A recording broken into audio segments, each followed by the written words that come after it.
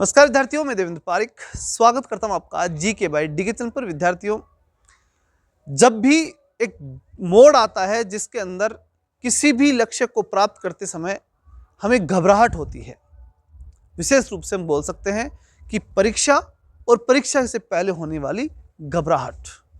और ये कोई आपकी कंपटीशन एग्जाम की बात हो ऐसा नहीं है।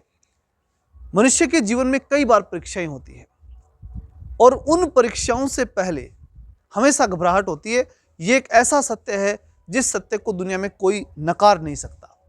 परीक्षाएं कई प्रकार की हो सकती है। आपकी कंपटीशन एग्जाम ऐसा नहीं है, हमने पहले ही कहा मैंने कि ऐसा नहीं कि केवल कंपटीशन एग्जाम में परीक्षा होती है, नहीं है, बिल्कुल नहीं है। अगर किसी पिता को अपनी पुत्री की शादी करनी है तो वो उसके लिए एक परीक्षा हो सकती है। एक गुरु को अपने शिष्यों को पढ़ा करके और उन्हें सफल करना हो, उसके लिए परीक्षा हो सकती है। ये कोई जरूरी नहीं कि केवल आपकी परीक्षा है, हमारी ही परीक्षा होती है। उस समय परीक्षा होती है कि भैया आपने जो बच्चों को पढ़ाया उसमें से कितना आया। हमारा चाहे हम कितना भी कहें कि भाई कोई गारंटी नहीं है, लेकिन उसके बावजूद भी एनालिसिस इसी बेस पे होता है कि हमने क्या पढ़ाया और उसमें से कितना आया। ये बेसिक है। एक टीचर का सबसे बड़ा उस समय मूल्यांकन होता ही होता है, उसकी परीक्षा होती ही होती है। तो परीक्षा से पहले घबराहट आपकी हो रही है ऐसा नहीं है, हमें भी होती है। तो आने वाली जो फर्स्ट ग्रेड है, सेकेंड ग्रेड है, उसके बाद में रीट है, इन सब को लेकर के केवल आप चिंतित हैं ऐसा बिल्कुल नहीं है, हमें भी पर्याप्त चिंता है। और उसके लिए हमने क्या रणनीति बनाई और आपको क्या बनानी है, ये एक महत्वपूर्ण बात है। देखिए, जब भी आप बड़ा कदम उठाए ना, उससे पहले एक बार बैठ करके चिंतन जरूर कर लेना चाहिए। पिछले दिनों मेरा वीडियो निश्चित रूप से यूट्यूब पे नहीं आया होगा और इसका बड़ा कारण यही था, मैंने पूरी तरह चिंतन किया है कि मुझे क्या करना है, मैं किस प्रकार से मेरे विद्यार्थियों के लिए अधिकतम सहयोग और इस प्रकार से सहयोग कि इनको सफल कर पाऊँ, ऐसा क्या कर सकता हूँ। क्योंकि मैं अकेला हूँ, मेरे पास संसाधन जितने हैं उतने हैं, उनका उपयोग करके फिर मैं विद्यार्थियों के लिए क्या कर सकता हूँ, ये मेरे लिए महत्वपूर्ण कंसेप्ट है। मैं फालतू बातें करूँ ये मेरे लिए न शोभनीय है और न मेरे विद्यार्थियों के लिए अच्छा रहेगा।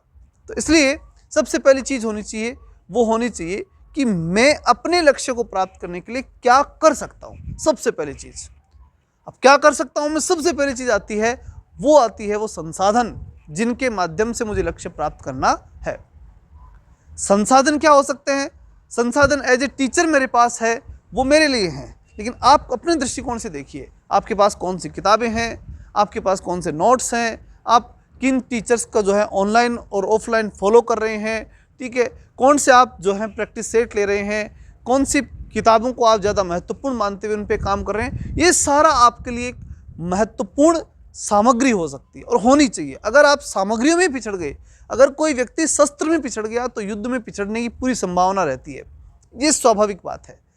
लेकिन अनावश्यक शस्त्र होना, इतने शस्त्र होना कि हम किसी काम का जो शस्त्र है उसे भी उपयोग न ले पाएं, ये भी बहुत गलत बात होती है। अगर हम देखें तो हमारे जितने भी पूर्वज थे या जो भी योद्धा रहे हैं आज तक, उनके प्रमुख हथियार एक ही थे। महाराणा प्रताप का भाला ही फेमस है, तलवार वो भी चलाते थे लेकिन भाला सबसे ज़्यादा फेमस था।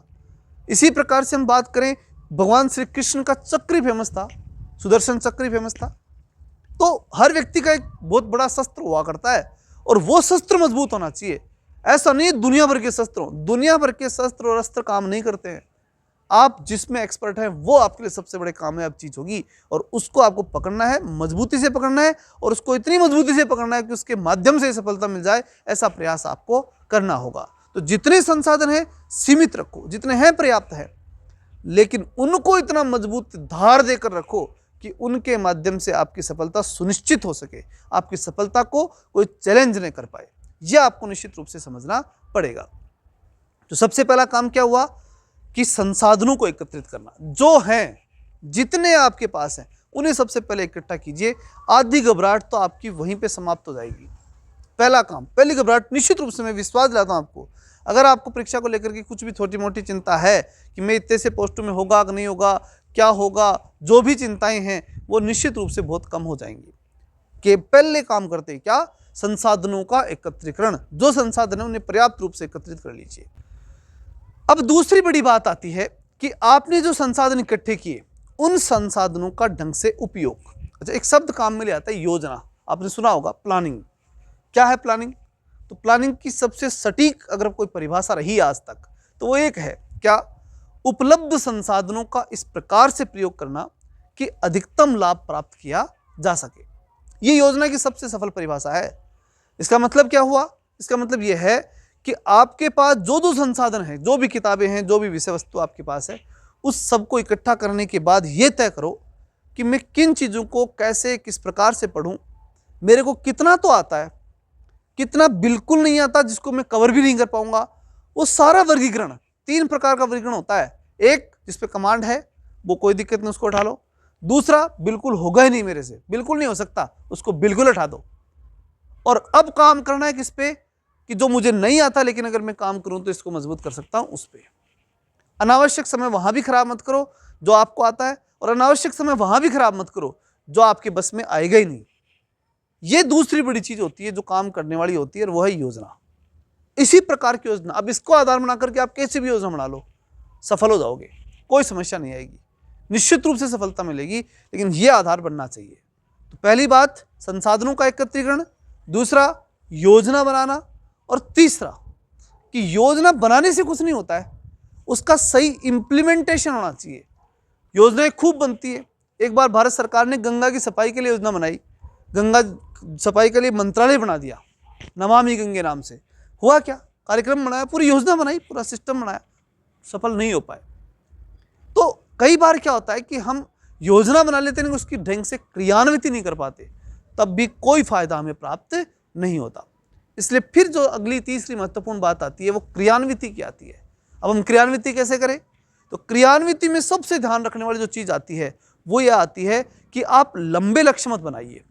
आप ये मत करिए कि मैं इस किताब को इस 1 घंटे इसको पढ़ूंगा और 2 घंटे इसको पढ़ूंगा और 4 घंटे से पढ़ूंगा, ऐसे मत करिए।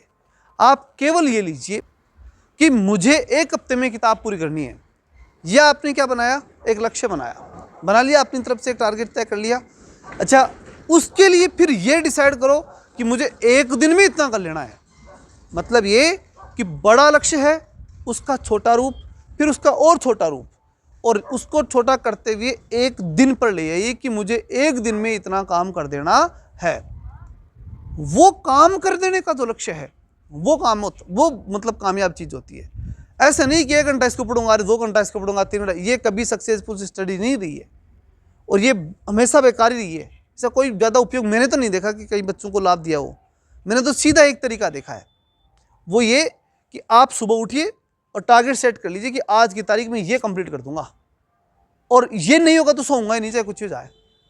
अब उसमें ये नहीं कि इतने घंटा पढ़ूंगा और क्या करूंगा, चाहे 2 घंटे में कर दो, आपका लक्ष्य पूरा है। अब ऐसा ही मत कर लेना कहीं कि छोटा सा लक्ष्य बनाओ और 2 घंटे में पूरा करके सो जाओ, ऐसा नहीं है। वो आप गंभीरता समझ सकते हैं मेरे विषय की, जो मैं कहना चाहता हूँ कि लक्ष्य पूरे दिन का तय करो कि मेरे को 1 दिन में ये काम कर लेना है, जितना हो सके। मतलब न ज़्यादा लक्ष्य लेना है न छोटा लेना है, न तो ये करना है कि आप बहुत लंबा लक्ष्य ले लो और वो सब प्राप्ति नहीं हो 1 दिन के अंदर, और न इतना लेना है कि आप जो है उसके ऊपर मतलब 2 घंटे में काम करके सल्टा करके सो जाओ, वो भी नहीं होना चाहिए। बिल्कुल संतुलित कार्य योजना बना करके उस पर प्रॉपर आपको काम करना है, और ये आपके लक्ष्य निर्धारण में वो चीज़ आनी चाहिए, और वो आप कंप्लीटली कर लो, बस हो गया। ये कार्य योजना सबसे सफल कार्य योजना है। तो 3 चीजें हुई। सबसे पहले आपको सामग्री इकट्ठी करनी है, शस्त्र एकत्रीकरण बोलते हैं इसे। दूसरा कार्य योजना बोलते हैं, इसमें योजना बननी चाहिए बहुत अच्छी तरह से।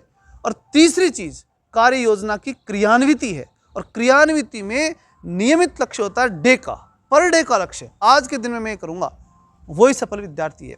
तो फिर उस पर एनालिसिस होना चाहिए। जो चौथी चीज आती है वो इसी में आती है, और वो आती है एनालिसिस, कि क्या मैंने आज का जो लक्ष्य बनाया था उस लक्ष्य को प्राप्त कर लिया क्या।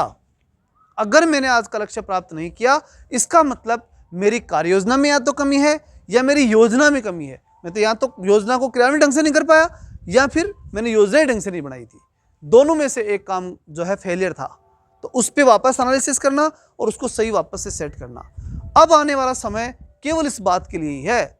अगर आने वाले इस समय को जब तक आपकी एग्जाम नहीं हो जाती, तब तक अपने पूरे संतुलित माइंड के साथ पहले अपने सामग्री एकत्रीकरण, दूसरा योजना, तीसरा योजना की क्रियान्विति, और चौथा योजना का मूल्यांकन।